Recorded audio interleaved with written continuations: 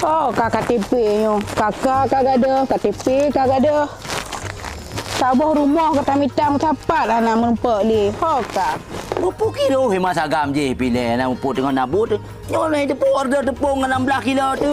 Tak nak ajak kantor polisi tak pegak surat haid tajak, urut tarik ngemprut tu beraya. Kak. Ayah saya agam pi kak. Ayah saya agam. Ha ni. Ayah saya agam. Di masa agam pilih. Enggak nyampai ku hai. Tak pegaknya le. Ada tepung order tepung kau 16 kilo kalau beli. Ayah saya agam.